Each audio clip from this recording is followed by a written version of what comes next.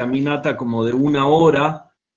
Aquí está la Laguna Rodeo, y por acá está la Hostería, para que se ubiquen. Estoy como a 1 hora de caminata, donde estoy sacando la foto de este paisaje. Y bueno, se ven las lagunas, casi toda esta cuenca que va por aquí y sube por acá es el parque. Y al fondo este es el Río Grande, y acá se ve al fondo San Salvador de Jujuy. Y de hecho, más al fondo, emergiendo de las nubes, esta es la serranía de Santa Bárbara. Un paisaje, a grandes rasgos, puede tener como dos acepciones. Una acepción más escénica, que tiene que ver mucho con el punto de vista del ser humano, de lo que cuando a cualquiera de nosotros nos dicen qué lindo paisaje, uno más o menos se da una idea de qué está hablando. Y tiene que ver con básicamente con nuestro sistema nervioso y cómo percibimos con la vista el mundo que nos rodea. Y después entonces ese es un punto de vista más escénico, pero que va a influenciar fuertemente el concepto de paisaje. Y después, otra excepción tiene que ver con una idea más geográfica. Le voy a tratar de pasar. Con una idea más de paisaje más geográfica, que es básicamente un territorio X. Entonces, están como esas dos ideas. Y si bien hay cierta discusión, pero cuando hablamos de paisaje en general, no hablamos de 1 hectárea, una plaza, y tampoco hablamos del noroeste de Argentina, la región del NOA, sino más bien hablamos de algo como esto, lo que se ve en esta imagen, que puede ir de algunas decenas de kilómetros cuadrados. Por ejemplo, el Parque Provincial Potrero de Yala tiene 1.500 hectáreas. Eso son 15 kilómetros cuadrados. Entonces podemos hablar de decenas de kilómetros cuadrados hasta centenas o hasta 1.000 kilómetros cuadrados. Probablemente si yo en este paisaje incluyo esta serranía y San Salvador de Jujuy, estamos hablando de 100.000 hectáreas, por decir algo. Eso serían 1.000 kilómetros cuadrados. Entonces, desde decenas a centenas hasta tal vez 1.000 kilómetros cuadrados es la escala del paisaje a grandes rasgos.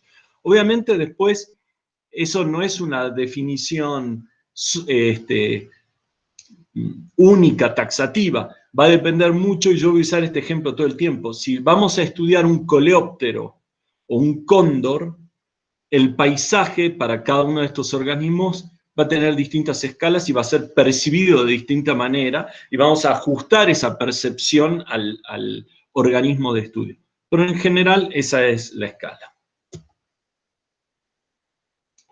Yo voy a usar dos imágenes durante toda la charla. La anterior del paisaje de Yala, que les mostraba desde tablones, y esta, que es lo mismo. La foto está tomada desde aquí, donde está el cursor. Espero que se vea el cursor por parte de ustedes.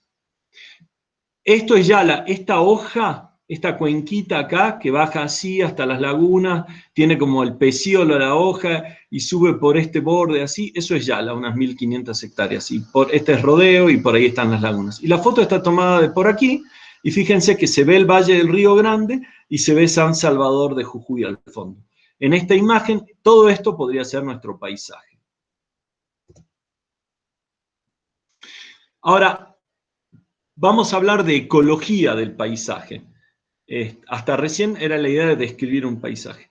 Básicamente, la ecología del paisaje es la unión de dos conceptos, a mí me gusta expresarlo así: ecología más geografía. Ecología, paisaje, es la geografía. Entonces, es la unión de esos dos conceptos, ¿sí? Que tiene que ver con el componente geográfico, con patrones espaciales. Por ejemplo, un patrón espacial puede ser la pendiente de la montaña, los metros sobre el nivel del mar, la orientación, el sistema de escurrimiento de ríos y arroyos. Todo eso son los componentes geográficos. Y los ecológicos probablemente están familiarizados, son los procesos ecológicos comunes.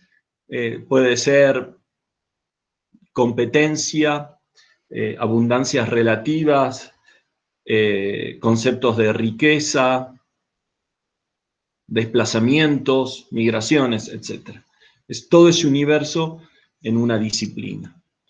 El marco conceptual de la ecología del paisaje es una disciplina que se conoce como tal desde mediados del siglo XX, desde los 50 más o menos. Está basada en un concepto que es la teoría general de sistemas, que dice que la realidad tiene una estructura jerárquica. Y esa estructura jerárquica se va develando a medida que nos vamos metiendo, puede ser de arriba hacia abajo en la estructura, desde lo macro a lo más micro, o al revés, de lo micro a lo macro, pero básicamente lo que dice es que, una frase bastante trillada, pero muy real en este contexto, que es, el todo es más que la sumatoria de las partes. Para entender un paisaje, no podemos entender por separado cada uno de los componentes de ese paisaje y esperar entender su funcionamiento, sino que de la consideración separada a la unión de esos conceptos es donde yo voy a terminar de entender qué pasa a nivel de paisaje. Y vamos a ver algunos ejemplos en ese sentido. Y fue de alguna manera una disciplina que reaccionó contra una visión más reduccionista, atomicista, que llevó, que fue un proceso natural de la ciencia moderna, la especialización de la ciencia moderna en distintos grupos o en distintos grupos taxonómicos, por ejemplo, o en distintos rasgos particulares, dinámica hídrica, por decir algo. Esa especialización empezó a atentar contra una comprensión más macro y más integral. Entonces, de alguna manera, la ecología del paisaje es una reacción a esa visión un poco reduccionista. Propone una visión global a esa escala, ¿no es cierto? A la escala de paisaje que recién veíamos, decenas a miles de kilómetros cuadrados. Y hay otro concepto que es clave en ecología del paisaje y que tiene que ver con la consideración del ser humano dentro de los factores que modelan los paisajes. Hay una realidad cada vez más presente y es que los seres humanos forman parte del paisaje. Hay un cálculo que yo creo que es muy conservador, pero se habla de que por lo menos el 50% de todos los paisajes, de todos los ambientes, tienen impacto humano. Creo que incluso probablemente es más. Entonces, de alguna manera, la disciplina, la ecología del paisaje, ya se ocupa de por lo menos la mitad del planeta. Y lo que esgrime como argumento es que hay que tener en cuenta ese impacto humano para entender el funcionamiento de esos paisajes.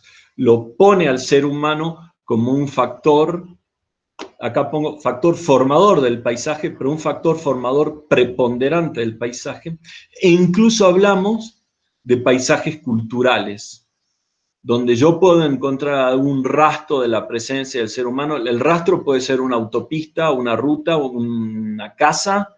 Eso es directo, pero también estamos hablando de cuestiones indirectas. Puede ser, por ejemplo, defaunación. La ausencia de fauna también es un impacto de la sociedad humana sobre los paisajes. Entonces, se acuñó este término, esta idea de paisajes culturales. Ese es el tema de estudio de la ecología del paisaje. Y otra cosa que quiero hacer énfasis es esta inclusión del espacio y el tiempo. La ecología del paisaje está permanentemente preguntándose sobre la dinámica que ocurre tanto a nivel espacial, pero también como temporal. Bueno, ¿cómo me toman bien? ¿Vamos bien hasta ahí?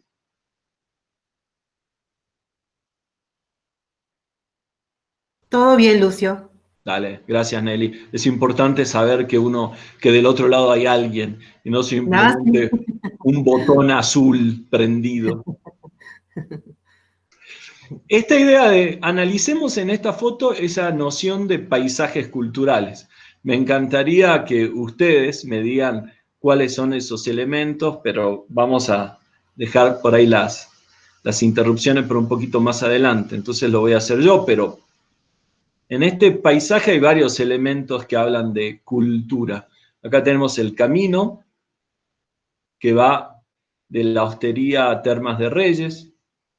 Acá tenemos pinares plantados. Al fondo, como les decía, está la ciudad de San Salvador Jujuy, con una impronta cultural enorme. Entonces, incluso en esta imagen de un parque provincial, vemos claramente esa idea de cultura.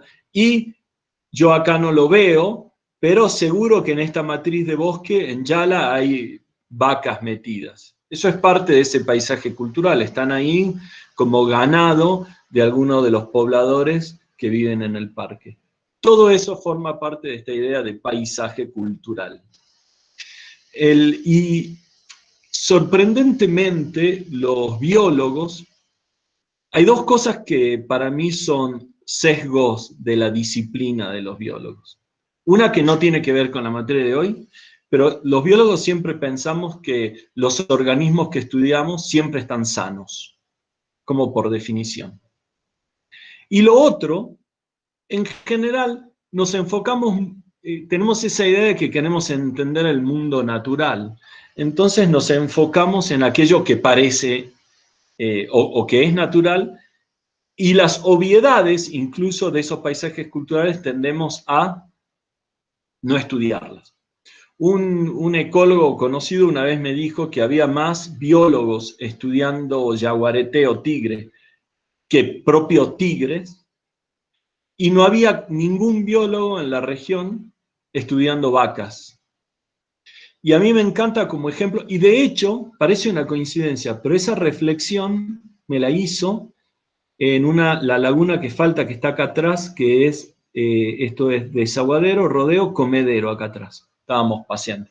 Y me encantó como reflexión, porque creo que tiene mucha verdad esa reflexión. Digamos, hay vacas por todos lados. Obviamente somos buenísimos para criticar la presencia de las vacas, por ejemplo, en Yala, pero si analizamos cuántas tesis y tesinas de grado y posgrado hay sobre el impacto de la ganadería en los sistemas silvestres, es casi cero.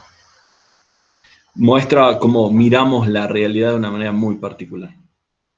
Lo que hace la ecología del paisaje, de alguna manera, evidencia esa desconexión que a veces hacemos entre el mundo silvestre y el mundo cultural, y los une, y nos propone prestarle más atención. Para ya metiéndome en cómo voy a describir, bueno, listo, voy a hacer ecología del paisaje ahora. Bueno, ¿qué cosas tengo que considerar para hacer ecología del paisaje? ¿Cuáles son esos aspectos a considerar? En términos generales, podemos organizar la ecología del paisaje en tres aspectos principales. Todo lo que tiene que ver con en la configuración espacial del territorio, que llamamos estructura, cómo funciona ese territorio, que está dado por las interacciones, plantas, animales y seres humanos interactuando, y después por los cambios en el tiempo en esos paisajes. La temporalidad, esa temporalidad va del día a la noche, del verano al invierno, y también desde la presencia humana desde la llegada de la presencia humana y de los impactos que tal vez en el paisaje de Yala tiene 10.000 años, 5.000 años. Bueno, entonces considera eso, desde el día y la noche hasta los últimos miles de años por lo menos. Entonces lo que voy a hacer ahora a continuación es describir algunos elementos de esa estructura, de ese funcionamiento y de esa temporalidad. La estructura va desde lo macro, Yala, ¿dónde está? Empiezo a describir Yala. Bueno, Yala está a 23 grados de latitud sur, cerca de donde pasa el trópico de Capricornio. Se ubica el parque entre los 1.500 y 3.700 metros a nivel del mar. Entonces considero la latitud y ahora considero la altitud. Puedo describir la topografía. Bueno, son laderas que miran al noreste, la mayoría, pero también hay quebradas y otras laderas que son más de orientación sur. El tipo de roca, por ejemplo aquí, bueno, el sustrato de Yala es metamórfico, no, estoy inventando, no lo sé. Pero lo que sí sabemos es que Yala se produjo a partir de un deslizamiento de ladera muy importante, que puede haber estado activado por un movimiento sísmico. Eso habla de la presencia de piedra en Yala por todos lados. Fíjense, todo esto son cúmulos, todo esto que ven son cúmulos de piedra que vinieron desde mi espalda, acá arriba. Todas estas piedras vinieron de arriba y se desplazaron en un único evento que duró algunos segundos. De hecho, la lengua de piedra chocó contra esta ladera y cerró las lagunas. Bueno, todo eso es una descripción de esa topografía. Acá hay alguna representación esquemática. Habrá lugares con actividad humana y afloramientos de piedra, como los pinares en Yala. Habrá algunos lugares mal drenados o que forman lagunas. Puede haber incluso hasta distintos tipos de bosques. Acá hay como, habrá aliso y pino del cerro, acá aparece una palmera, que no es el caso de Yala, y habrá también plantaciones de exóticas. Bueno, todo eso es una descripción de cómo es mi paisaje, en términos de configuración espacial. Algo típico de los paisajes es el concepto de mosaico. Si ustedes, y me encanta volver a la foto, pero fíjense que esto, si yo les pido, bueno, describan la única vegetación de Yala, y bueno, se van a ver en problema, porque ¿cuál es? ¿Qué sé yo? Esto es un aliso, hablo del bosque de aliso, o hablo del bosque de queñua, o en realidad hablo de los arbustales que están enfrente, o tengo que hablar de los pinares implantados de acá, o de estos pastizales así tipo canchita de fútbol o de golf, que están así por la presión de pastoreo y porque son inundables, entonces se mantienen sin mucha vegetación. Cuando miro, y ni hablar cuando me voy más abajo, hay deslizamientos de ladera por acá y me voy al Río Grande. Todo eso habla de la heterogeneidad del paisaje y de esa idea de mosaicos. Lo voy a distinguir de parche, porque parche lo usamos después como un elemento del paisaje que tiene que ver con fragmentación. Pero también podríamos hablar de parche de pinos, ¿no? Entonces usamos esa idea de mosaico. Mosaico, hay agua y hay suelo seco, tierra firme. Hay afloramiento de piedra. Todo esto es el mosaico del paisaje. Y esto, si es homogéneo o heterogéneo, en realidad depende de la escala. Si yo esto lo miro, a ver, desde muy lejos, ¿dónde llego? Si yo lo miro desde esta escala, fíjense que todo esto es Yala. A esta escala todo parece homogéneo. Bosque, pastizal lo marroncito y bosque lo verdecito. Uno podría decir, si me dan una imagen de Yala a esta escala, digo, ¿cómo es Yala? ¿Es un mosaico? No, más o menos, parece bastante homogéneo. En cambio me voy a esta escala y digo, no, chau, es súper heterogéneo. Entonces, esa idea de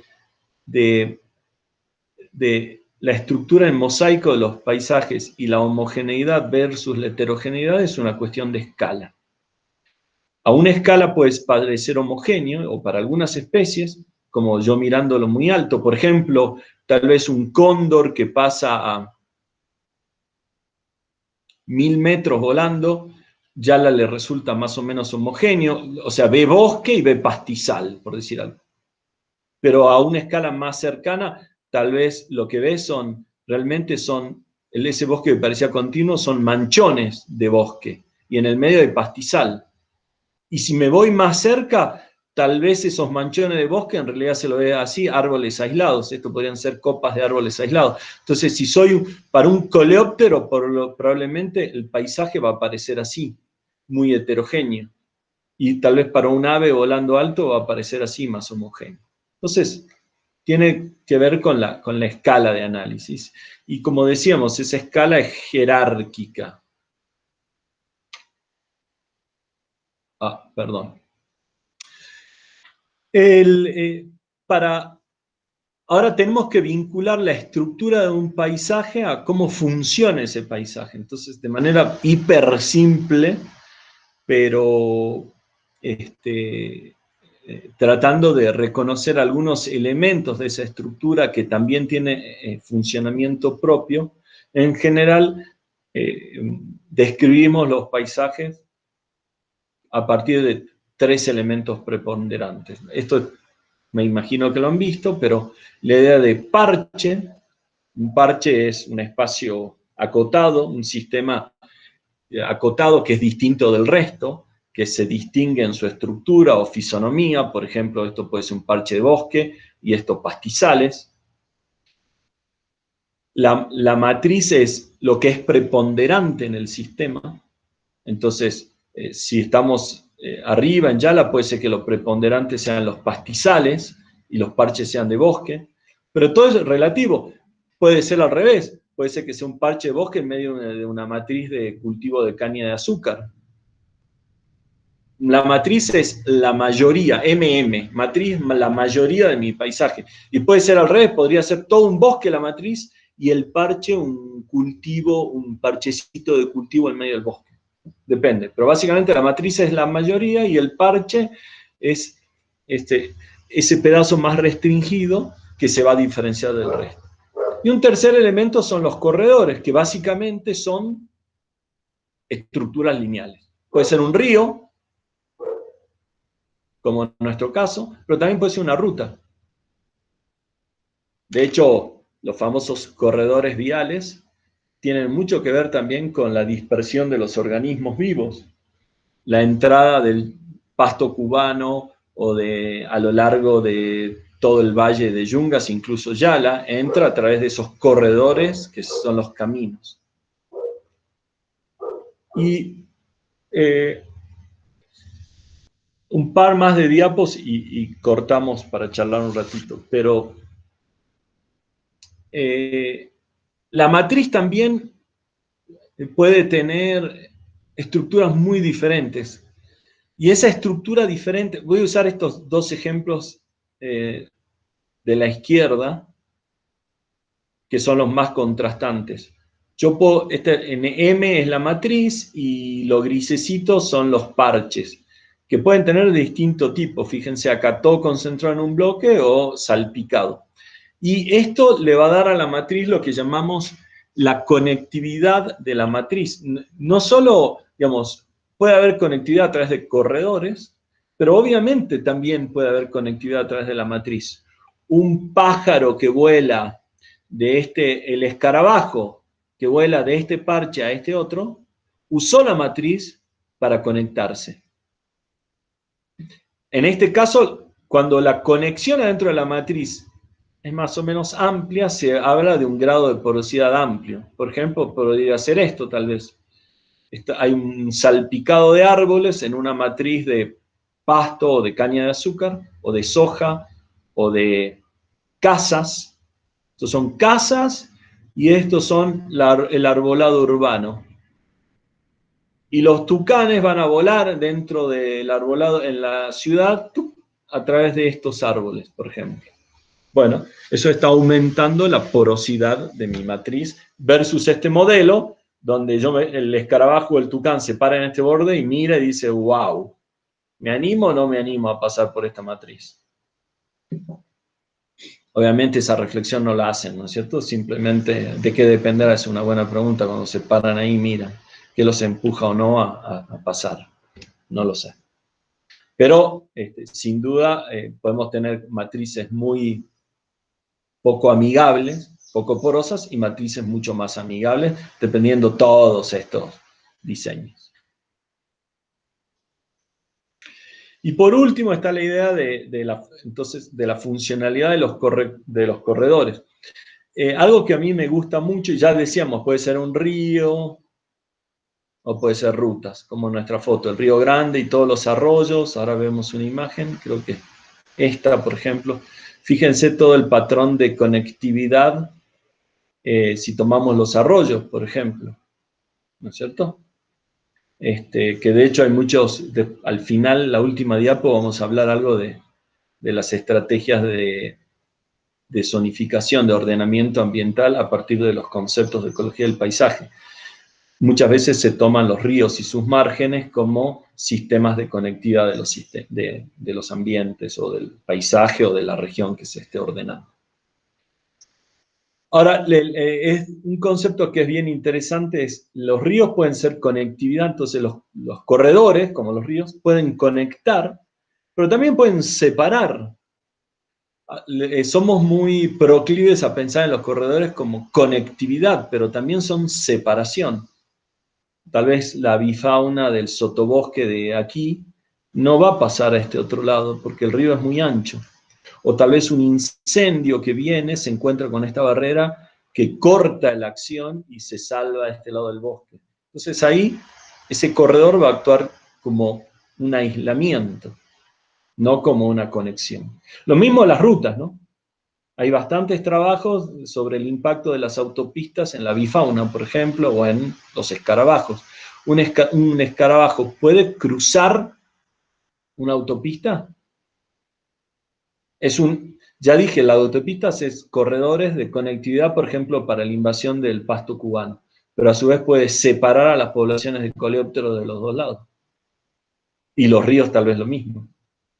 Entonces, es interesante cuando hablamos de corredores que la idea de que unen, pero que también pueden separar, ¿no? Y pueden ser naturales o antrópicos.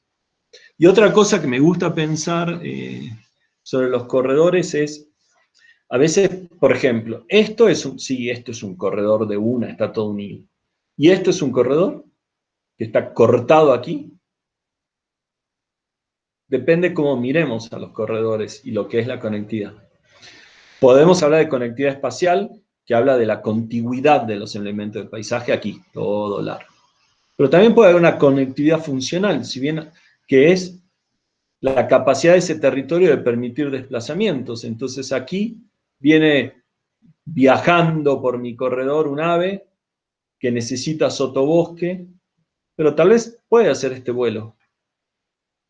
¡Ping! Llegar a este otro parche y ¡ping! Volver a saltar. O sea, está funcionando como un corredor, más allá de que no tenga adyacencia, funciona, conectividad funcional, como un corredor.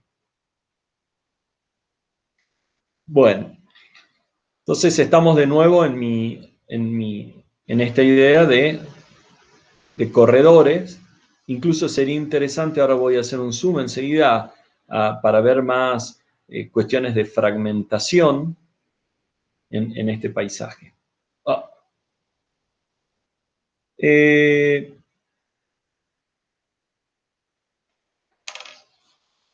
¿Cómo haría antes? Ahora enseguida me voy a meter en cuestiones de fragmentación. Voy a entrar en la segunda mitad de la clase, que es fragmentación y ordenamiento territorial a partir de algunos conceptos y también voy a ver el concepto de temporalidad, que no lo vi.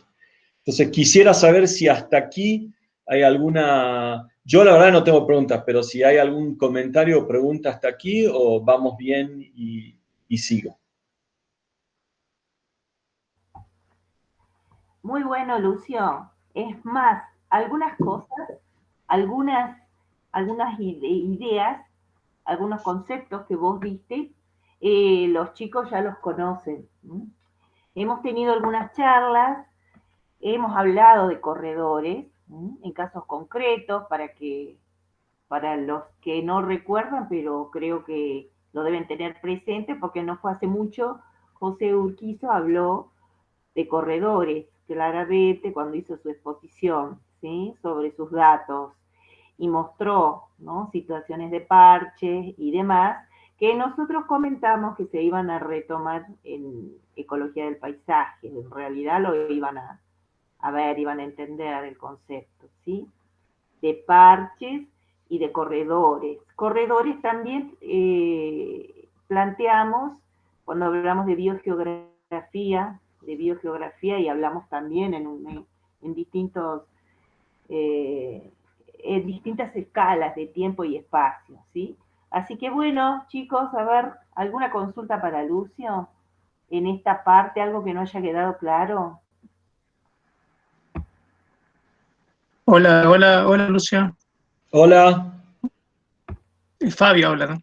Sí, Así ¿cómo que, andás, Fabio? Sí, te reconocí. sí, no, solamente un agregado, ¿viste? Como un ejemplo sería, vos estabas hablando de los corredores viales como dispersores, ¿viste? De los seres vivos. Me acordé justo de un ejemplo que el año pasado estuve viajando hasta Chaco con un ingeniero agrónomo y en ese viaje él iba, ¿viste? Parando al lado de la ruta y iba haciendo un relevamiento de toda la vegetación herbácea y arbustiva que se dispersaba justamente a lo largo del camino. Y él venía haciendo ese trabajo desde Buenos Aires. Y bueno, iba tomando, ¿viste? Haciendo una georreferenciación. Parábamos y él hacía un relevamiento de las especies, un listado, ¿viste? De las especies que había y bueno, me dijo que justamente lo iba a publicar.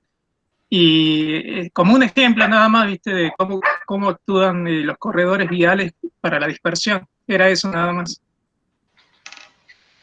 Sí, está buenísimo porque los corredores viales a veces subestimamos el impacto que tienen. Eh, Pueden cambiar totalmente el funcionamiento y la fisonomía de un paisaje, desde los ejemplos que vos ponés, Fabio, corredores de dispersión de exóticas, en este caso de vegetación, pero también de animales, y a cuestiones más extremas, como por ejemplo pensar, esto es un camino, bueno, hoy hay una autopista hasta Yala y todo esto es asfaltado, y acá el caminito sube hasta el Puente Negro, no sé, será por acá, sí, acá está la Horqueta, el Puente Negro y es asfaltado, todo esto es tierra. Si nosotros asfaltamos toda esta vuelta hasta Termas de Reyes, la dinámica del parque y todo ese paisaje es probable que cambie drásticamente. Algunas cosas para bien y otras cosas para mal.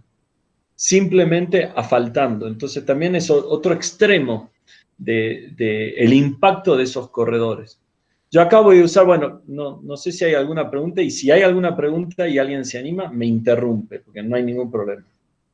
Pero acá podemos ver los conceptos corredores, ríos y rutas. La matriz en este caso sería bosque, porque es la mayoría.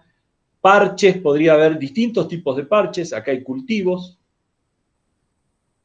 Pero, por ejemplo, acá hay un deslizamiento de ladera importante.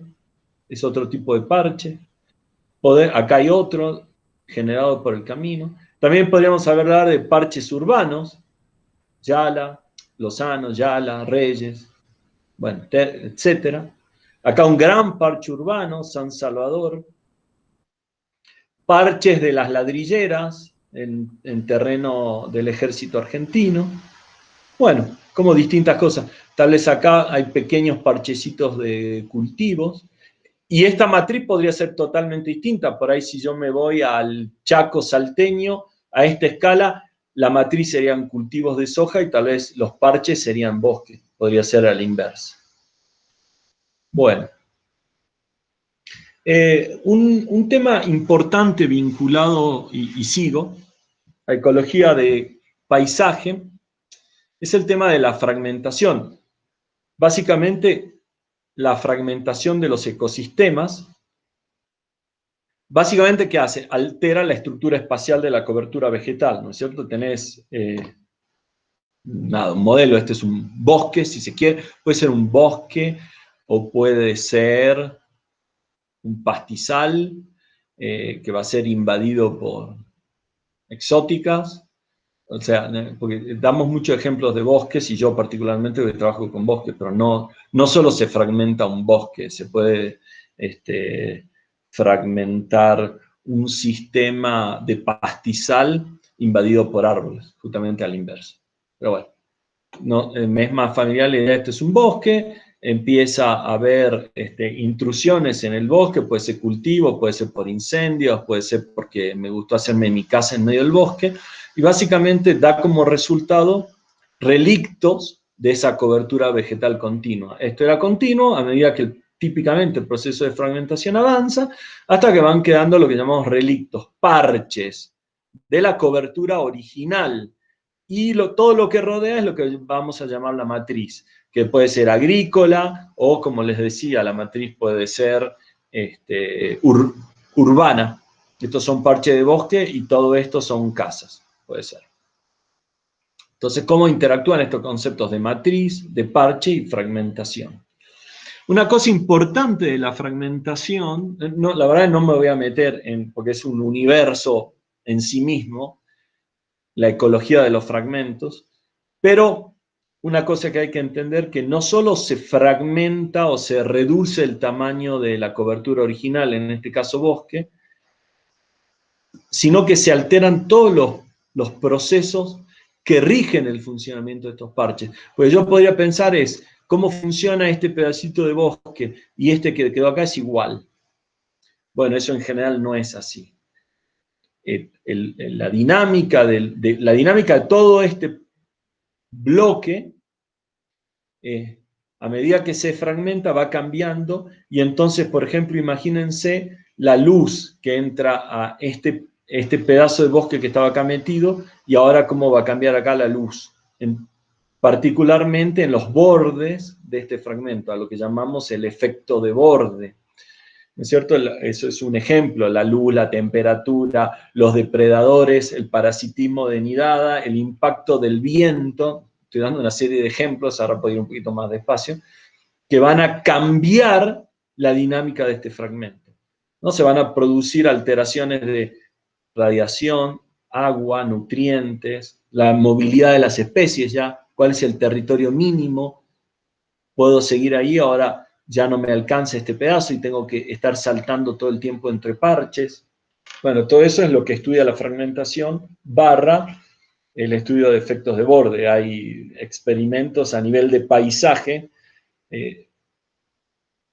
Yo solo conozco uno, pero tal vez haya más. En la Amazonía brasilera se hicieron experimentos a nivel de paisaje, o sea, cuando hablo de fragmentos de miles, de decenas, de cientos y de miles de hectáreas, generados a propósito, con distinta configuración, para ver cómo funciona la dinámica de la vegetación y de la fauna dentro de estos parches, e incluso en la matriz, lo que hablábamos, qué tan porosa es la matriz o no. Entonces recién decía, bueno, va a cambiar la cantidad de sol que llegue a este borde. El viento, típicamente en estos bordes hay más viento, no está protegido como acá, hay más caída de árboles. Hay más depredación. Típicamente hay depredadores que son oportunistas y más de bordes. El parasitismo de nidada, que es que hay aves que ponen sus huevos en los nidos de otras especies para que los cuiden, típicamente como los tordos, los negros, típicamente, Molotrus, el género, típicamente ocurre en los bordes. La temperatura cambia, el tamaño de los territorios cambia, bueno, etcétera, etcétera. Funcionan los bordes a veces como sucesiones secundarias y se llena de pioneras, etcétera. Todo eso ocurre con el proceso de fragmentación.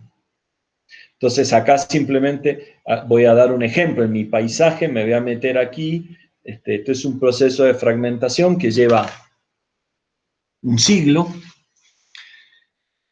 donde, fíjense, yo podría analizarlo, pasarme de esta escala a esta escala. Entonces acá ahora tengo mis corredores, la matriz es este pastizal ahora antrópico, hay algunos cultivos también. De hecho, a todos los que estamos en o a los que están en San Salvador de Jujuy están tomando agua de estas piletas, que son de decantación, del sistema de decantación, para después llevar el agua a San Salvador de Jujuy sin sedimentos. Bueno, acá hay los corredores, el río o estos de vegetación. Este es un buen ejemplo a esta escala de un proceso de fragmentación. Hoy por hoy, aparentemente, más o menos estabilizado. Probablemente los impactos que de ahora en más se den en esta escala por fragmentación no sean tanto por cultivos o fuego para criar ganado, sino a esto que está ocurriendo, la entrada de gente. Todo esto me imagino que y ahora vamos a ver un ejemplo, pero mi predicción es en los próximos 30 años, todo esto va a ser ciudad. Así que si alguien quiere invertir en terrenos relativamente baratos agrícolas y ocuparlo en 30 años, por aquí es un buen lugar. De hecho, esto es un barrio nuevo. Todas estas son las ladrilleras que están proveyendo de ladrillos a esa explosión demográfica. Bueno, y una cosa que todavía no hablé demasiado y quiero mostrarlo con algunas fotos es, hablamos de estructura y funcionamiento de los paisajes, pero no hablé mucho de temporalidad, los cambios en el paisaje. Un concepto, lo dejé para el final, pero no es menos importante, un concepto fundamental en ecología del paisaje, así como la presencia humana, es interpretar a los paisajes como sistemas dinámicos. ¿Sí? Esa idea de estabilidad o equilibrio es muy relativa. Probablemente es más cómodo hablar de un equilibrio dinámico. Equilibrio es sí, esto sigue siendo yungas y los procesos que rigen son más o menos los mismos, pero va cambiando. Y el paisaje tiene como dos conceptos. Primero, el paisaje se opone, entre comillas, ¿no? Ese concepto de que el paisaje se opone o se resiste a los cambios es la idea de capacidad homeostática. Es cuánto puede resistir un paisaje los cambios. Por ejemplo, la dinámica de este paisaje, si hubiese una parcelita de cultivo acá, sería la misma. Voy a poner la dinámica de paisaje, en este caso demos un ejemplo. Escorrentía. ¿Cuánta agua carga este arroyo? No sé el nombre. Bueno, ¿cuánta agua carga este arroyo? La dinámica del paisaje va a determinar cuánta agua carga. Si hay acá un parchecito de cultivo, de pastizal, carga la misma agua. Ahora, en esta cuenca, donde el 50% de la cobertura de bosque desapareció y ahora es cultivo pastizal, y ahora empeora porque son casas, que es menos drenaje.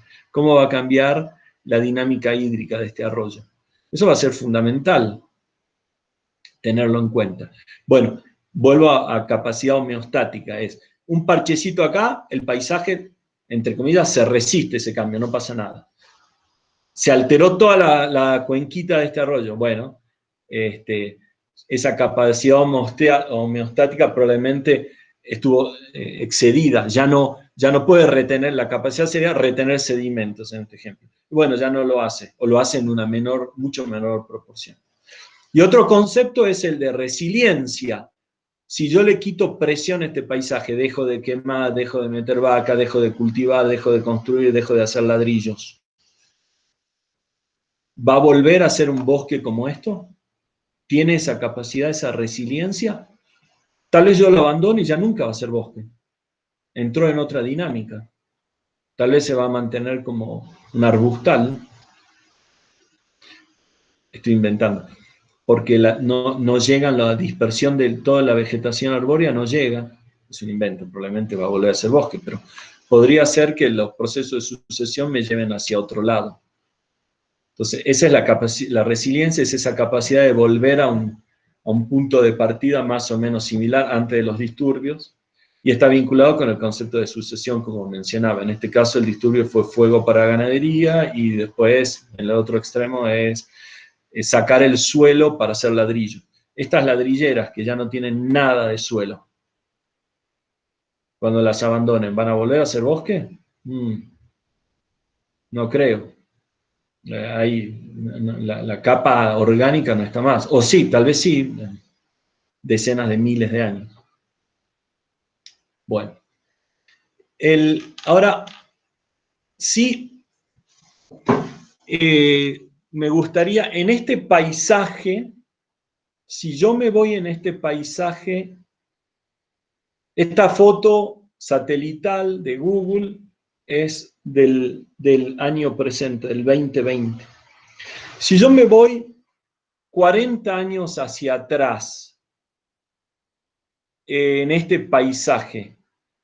Y ahora sí me gustaría que haya algunas intervenciones de alumnos y alumnas. Si yo me voy 40 años para atrás en este paisaje, ¿qué se imaginan que serían los principales cambios que vería?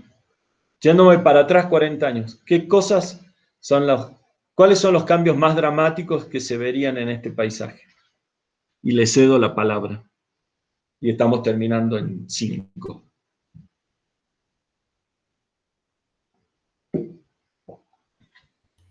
Vamos, chicos, activen su micrófono y a ver. Qué bueno.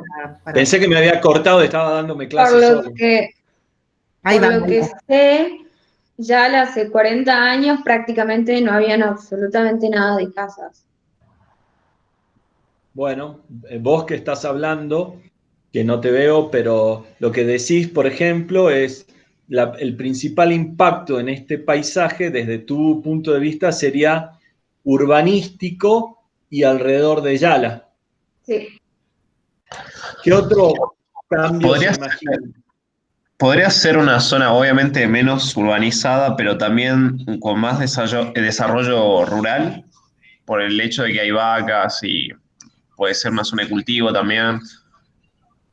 Sí puede ser, está bueno, está muy bueno. Lo que la pregunta la voy a reformular un cachito, es, lo que vos decís es así, ahora, a esta escala y en esta imagen, ¿qué verían como cambio? Porque lo que vos decís es así, entonces lo que vos tal vez es, por ejemplo, todo esto hace 40 años no era pastizal y era bosque, por ejemplo. Después de esta discusión le voy a poner la imagen de hace 40 años y vamos a contrastar lo que ustedes piensan de lo que ocurrió. Por eso me interesa la participación. Entonces, tal vez lo que vos decís, en algún lugar de este paisaje, tal vez acá, aparecieron más cultivos, más desarrollo rural, decías.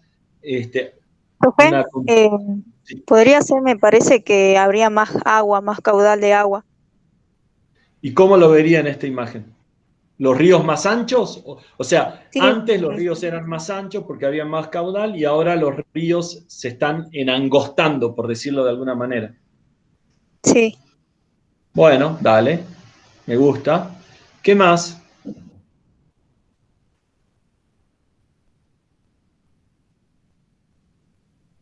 Chan, chan. A ver.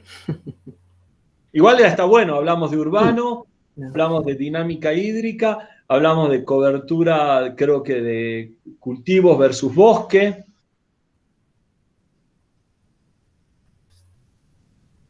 De hecho, vamos a revelar 2 procesos que están ocurriendo en simultáneo en el NOA que a mí me encantan. Y voy a pasar. Voy a ir y volver varias veces.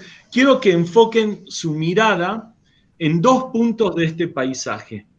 Uno es en Yala. Acá, como dije, verde oscuro, bosque, marrón o verde clarito, pastizal. Quiero que enfoquen su mirada en esta ladera en Yala.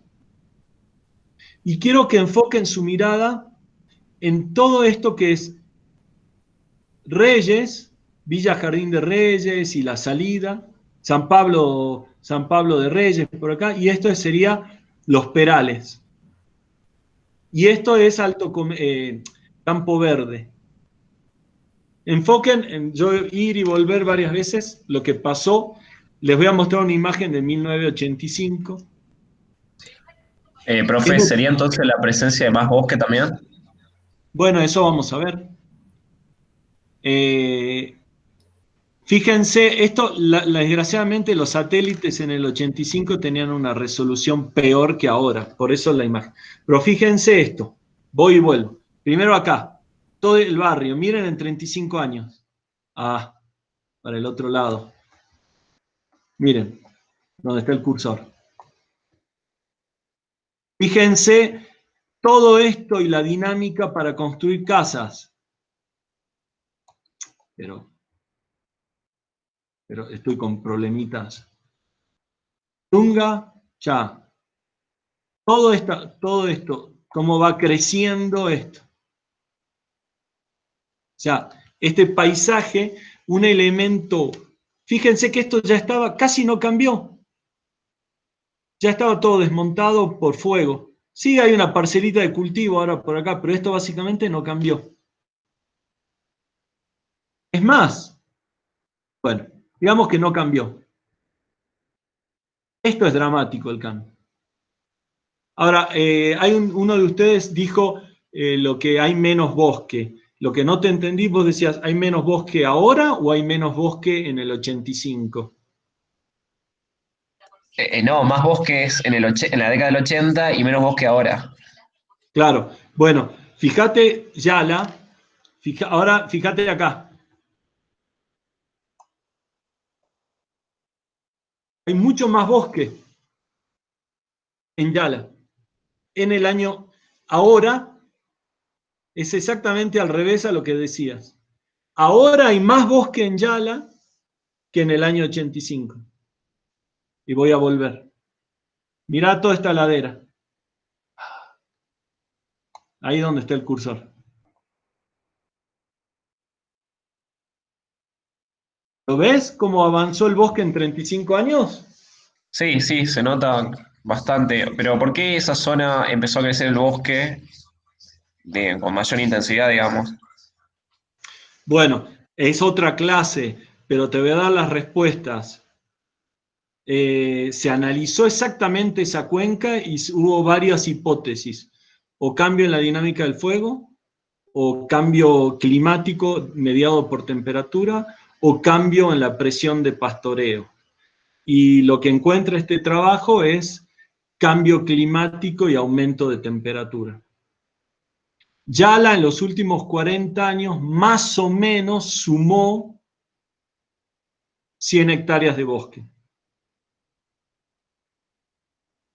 Y de nuevo, a mí me encanta cómo pensamos de alguna manera como biólogos, ¿no? El biólogo piensa que todo, a medida que pasa el tiempo estábamos cada vez peor, lo cual es cierto en muchos aspectos, pero estamos chipeados de esa manera, ergo tiene que haber menos bosque, pero el impacto más tremendo, que es la urbanización, no lo vemos. Es más, una de ustedes que me gustó porque dijo, sí, hay un poco más de casa en Yala, pero es un detalle. Todo esto es, y los próximos 35 años todo esto va a ser ciudad. Y Jujuy y Los Perales, cuando este es el arroyo el Muerto, cuando hagan un puentecito acá, todo esto va a ser ciudad. Y tal vez toda esta ladera podría ser ciudad. Y Jujuy tiene una bendición, todos estos bosques, pero ¿hasta dónde es la cota? Hoy está en 1400, la vamos a respetar. Miren Campo Verde. O sea, pensamos como biólogos. Vivimos en casas todos, pero la urbanización no es parte del proceso dramático de fragmentación. Es como, son los otros en este paisaje, ¿no? Que tomo como ejemplo. Y ni les cuento toda la dinámica hídrica para darnos agua, porque ya la cuenca del río del Guerrero ya no alcanza. Entonces, el año pasado ya todo el agua, gran parte del agua de Yala, se trasvasa para filtrarla y que vaya a Jujuy. O sea, estamos empezando ya no llega el agua de Yala al Río Grande.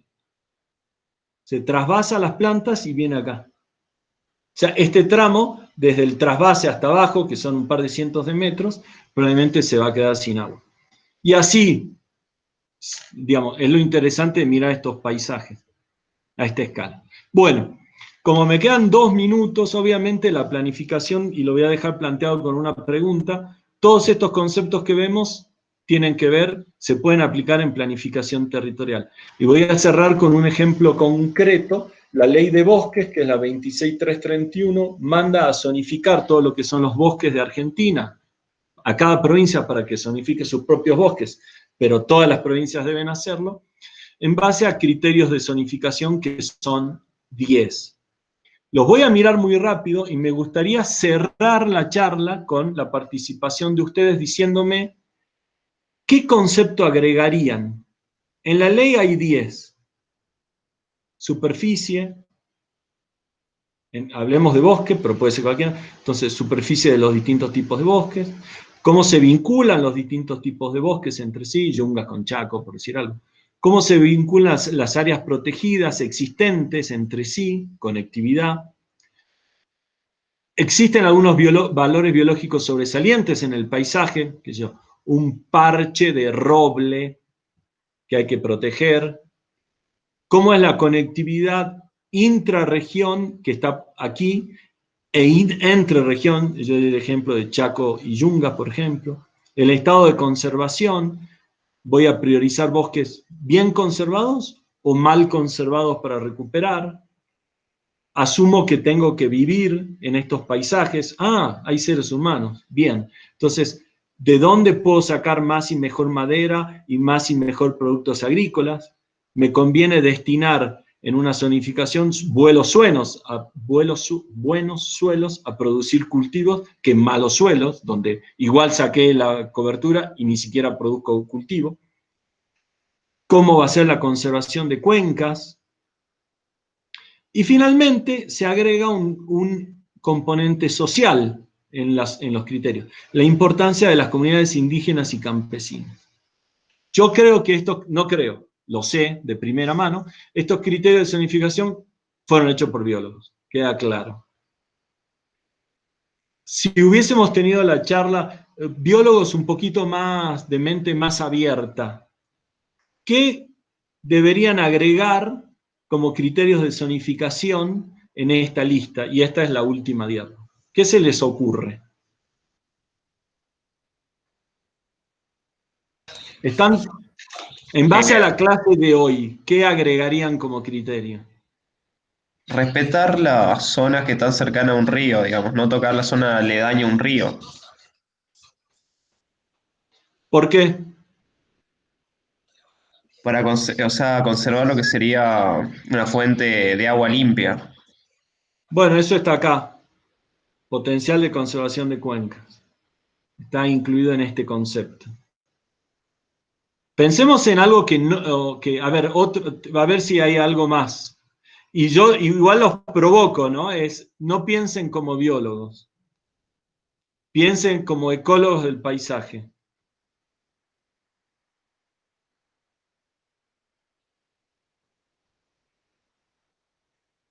Vuelvo a esta diapo.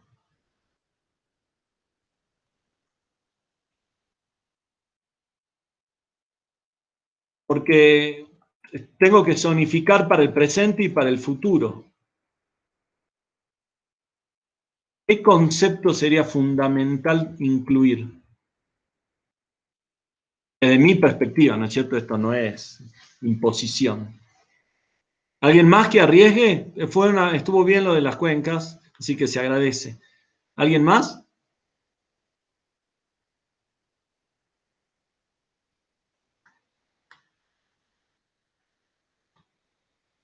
Chan, creo que me desconecté.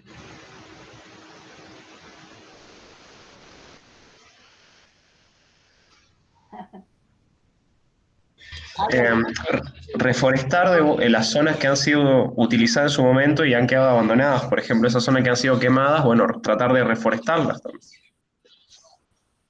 Estado de conservación. Yo agregaría, yo miro esta diapo, me voy para atrás 35 años y vuelvo. Yo agregaría considerar el desarrollo urbano y el desarrollo de infraestructura. Hay que pensar como ecólogo del paisaje. O sea, está buenísimo criterio de zonificación, pero el principal factor que cambió mi paisaje en los últimos 30 años es el desarrollo de infraestructura y urbano. Es el más importante en este paisaje. Y no lo considero. Es como que da la sensación que las cosas obvias son las que no veo. Si yo no estoy zonificando a futuro pensando en esto, la ciudad me va a pasar por arriba. La ciudad en sentido amplio, porque ya no es la ciudad, son todos los pueblos. Jujuy hace un siglo, San Salvador de Jujuy, hace un siglo concentraba el 7% de la población de la provincia. El 7% hace 100 años estaba en San Salvador. Hoy está el 40%. Y en los próximos 30 o 40 años vamos a saltar al 60% tal vez. Eso es San Salvador. Todos los pueblos del interior, Tilcara, Valle en la Quebrada, Abrapampa en la Puna, San Francisco en medio de Yunga, son todos pueblos que están creciendo. No solo hay una concentración en San Salvador, sino toda esa dispersión rural se va a las ciudades más cercanas. Si no consideramos eso, probablemente vamos a estar en aprietos en zonificando. No lo vamos a poder respetar, tal vez. Bueno. Esta es la fuente. Lucio, no sé si me escuchás. Sí. Bueno, por lo pronto piensan como biólogos, con lo que van aprendiendo. Tampoco está mal, no se les ocurre, recién están viendo paisaje. No es por defenderlos, pero yo también estaba un poco dudosa de lo que estabas preguntando. Al respecto, te hago una pregunta, Lucio.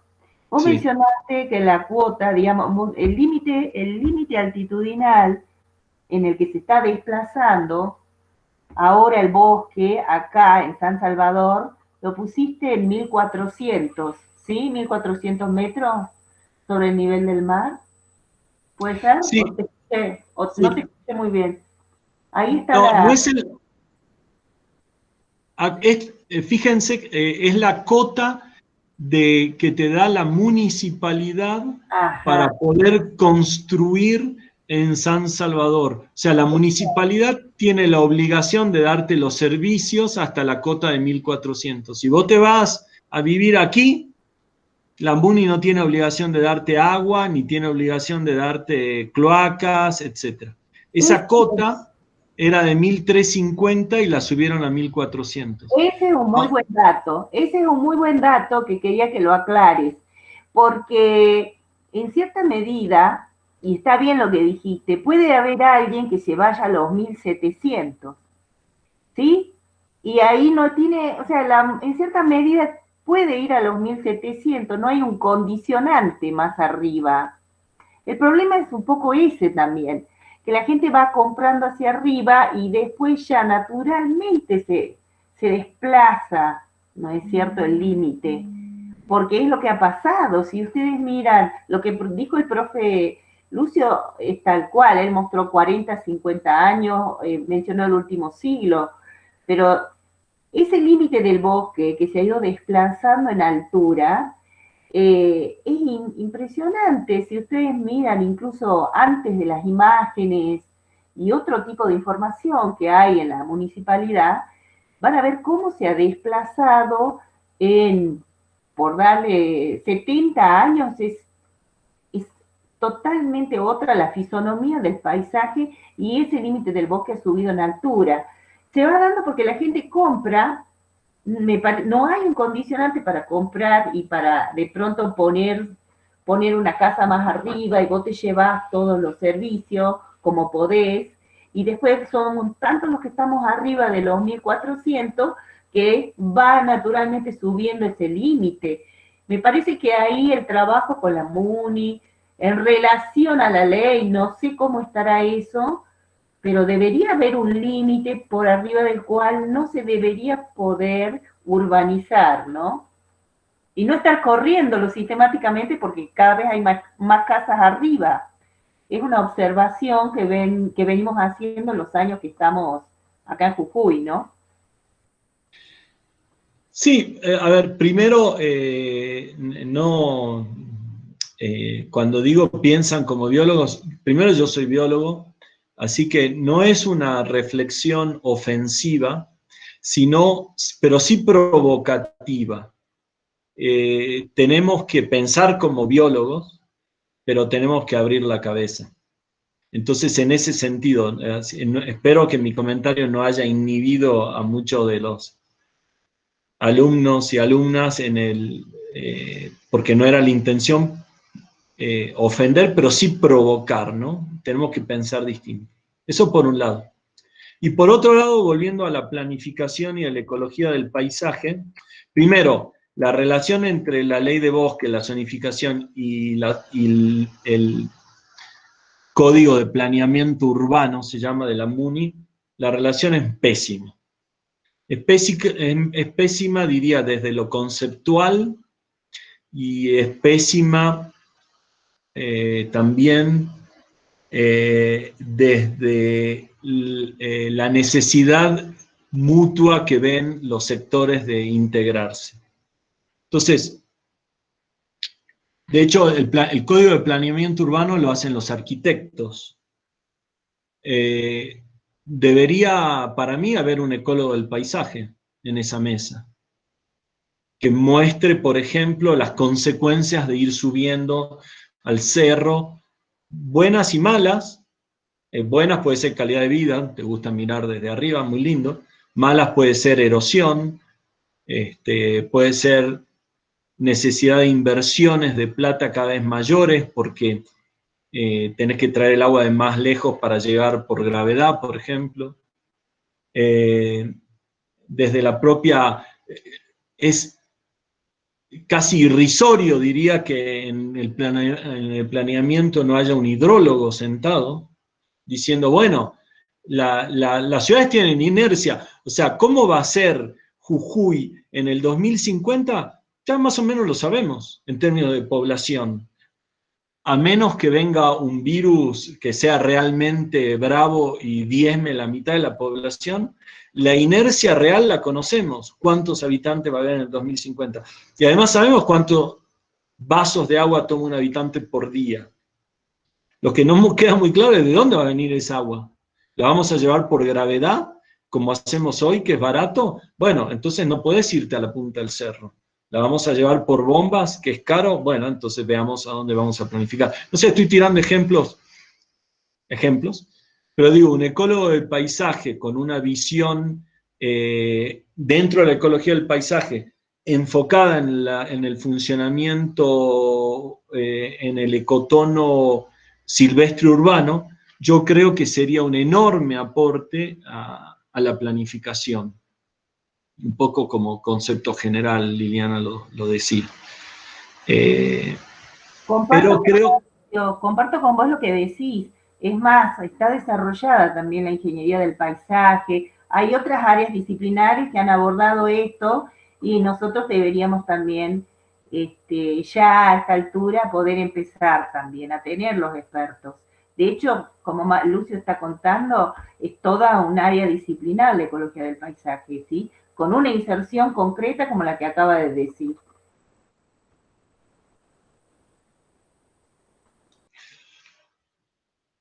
Hasta ahí lo mío, Liliana. No sé si tal vez haya comentarios o... Muchas gracias, muy interesante, muy bueno. En realidad, creo que había algunas preguntas de algunas de las chicas. ¿Las podemos ver? Sí, alguna de las chicas preguntó con relación al desplazamiento del bosque, en realidad el crecimiento de la urbanización. Acá dice Jazmín, al aumentar la ciudad, pregunta sobre los corredores, dice, ¿modifica los corredores? ¿Habría una modificación o adaptación en las especies? Bueno, a ver, pensemos, depende de las escalas de tiempo que estemos hablando. Hemos hablado en realidad de 40 años, más o menos, es lo que Lucio mostró. Estamos hablando del último siglo. Para adaptación de especies, ustedes saben que el tiempo un poco es otro, ¿verdad? Pero ¿qué es lo que pasa? Básicamente estuvo claro en esas imágenes qué es lo que pasa con el desplazamiento del límite del bosque en altura, todo el crecimiento que ha tenido la urbanización hacia la entrada de la quebrada, hacia Guerrero, hacia esa zona. Y claramente, ¿qué estaría pasando? Piensen ustedes con relación a las especies. Que antes, por ejemplo, bueno, por dar sin más nomás, nosotros lo vimos también acá en Bajo la Viña, en Los Perales, la urbanización que implicó para las especies del bosque. Nosotros veíamos no hace mucho cruzar los zorritos con toda la cría a tomar agua al río Grande. Hoy con la autopista que tenemos bajo la viña, eso ya imposible, desapareció. ¿Qué será eso?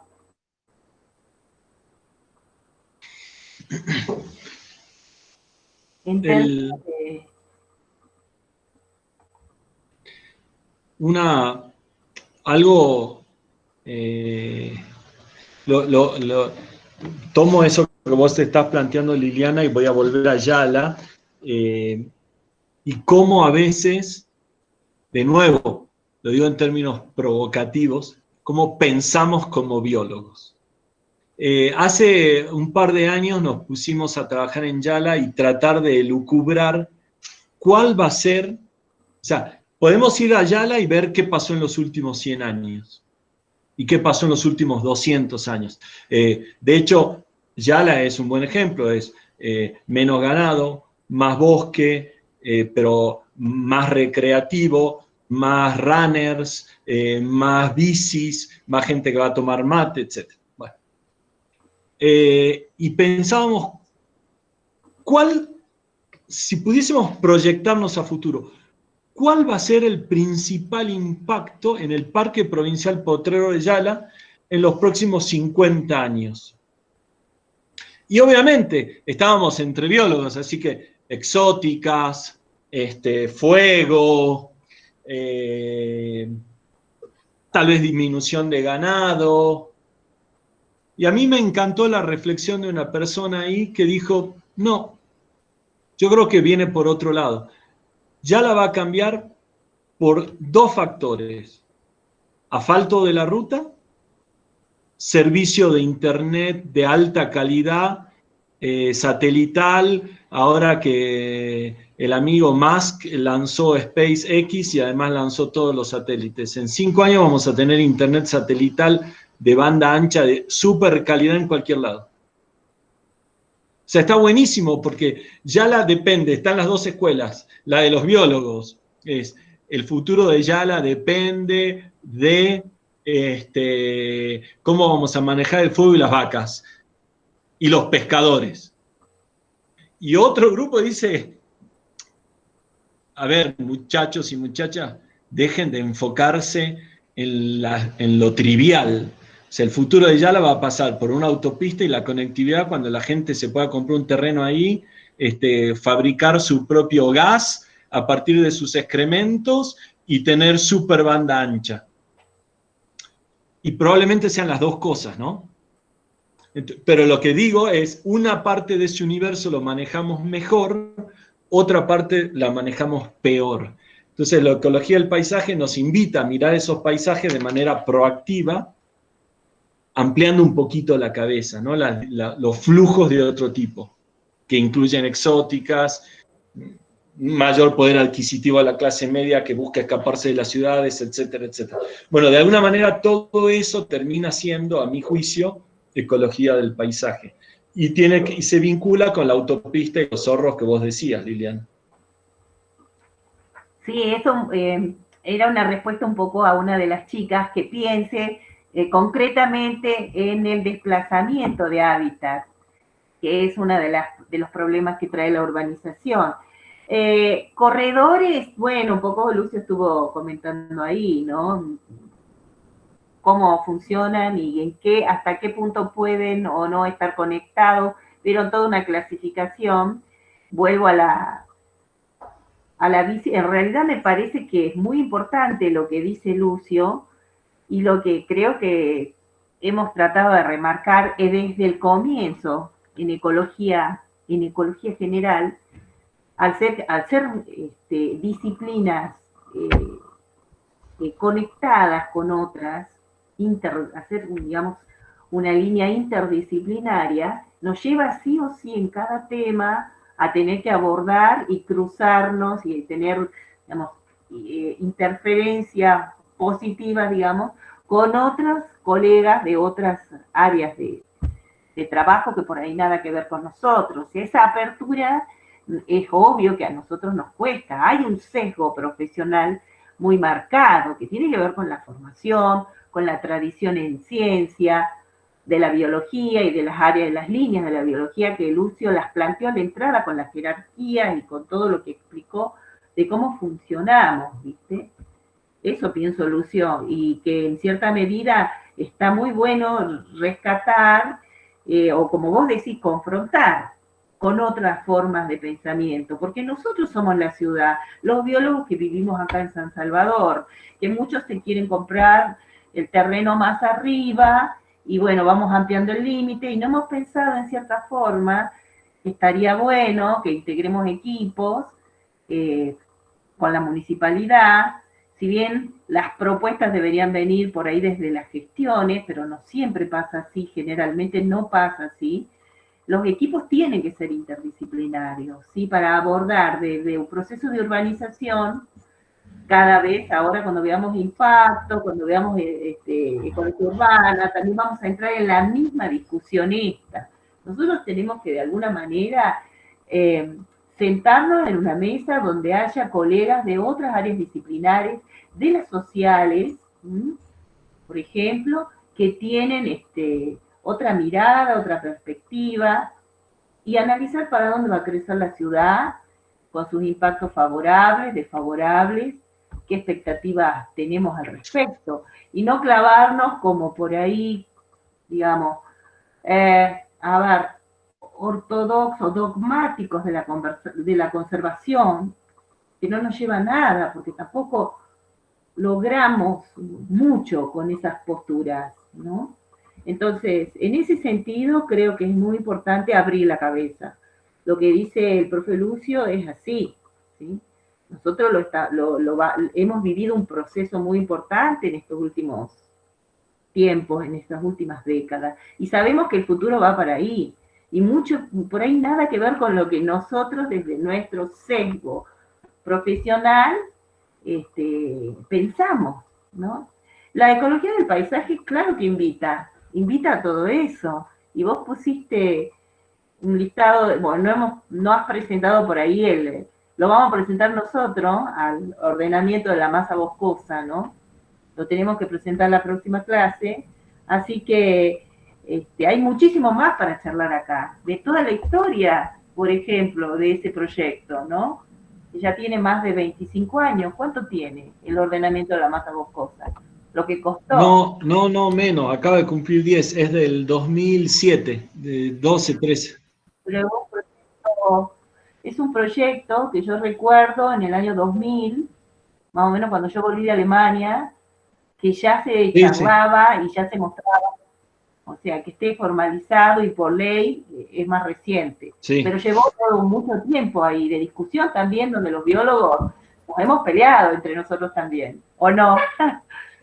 Con respecto al ordenamiento de la masa boscosa. Sin duda, y yo por ahí la última reflexión es, yo elegí ahora ese recorte del paisaje donde estaba Yala como área protegida y San Salvador de Jujuy porque nos invitaba a reflexionar y a ser más provocativo. Obviamente, si yo hubiese regido un recorte del Chaco Salto Jujeño, donde la tasa de deforestación es enorme y no hay ciudades o hay pequeños pueblitos, la charla hubiese tenido otras connotaciones. Cada paisaje, lo que dije, no es una regla general para todos los paisajes, sino es para provocar algunas reflexiones en este paisaje que serán parcialmente ciertas en otros paisajes. Exacto. Y está muy bueno el ejemplo del Chaco que estás dando, ¿no? Que en este momento está teniendo un problema gravísimo con la deforestación y con el avance de la frontera agrícola, más que urbana. Bueno, Lucio, te damos las gracias. Lo que les quiero contar a todos es que el profe ha mandado la literatura, nos mandó un libro. Teníamos el del año pasado también, Lucio. ¿Te acordás que nos mandaste un artículo? Te lo voy a... La verdad que no me acuerdo, pero... Lo voy a subir al del... Ahí estaba mostrando una diapo de la carátula de la portada del libro, que me parece que faltó eso, como para cerrar, ¿o no? Dale, te lo muestro. ¿La carátula? Para los chicos, ¿no? Para que lo conozcan y sí, para saber qué va a ser. A ver, espera, Dame un segundo. Sí, se los muestro. Era la última. Dale, ahí está.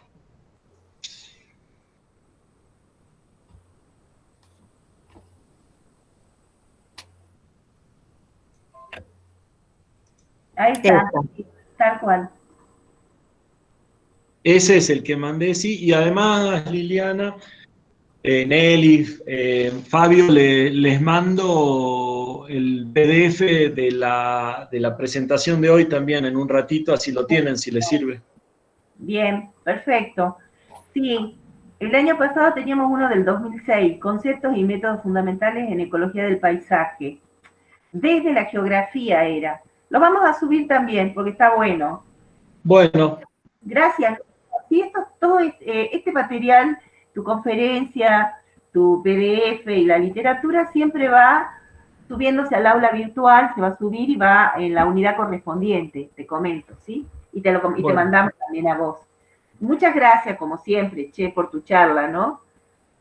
Gracias a ustedes. La verdad que lamento no haber podido escuchar más a los alumnos y bueno, y alumnas, seguro que tenían cosas para decir, comentar, discrepar.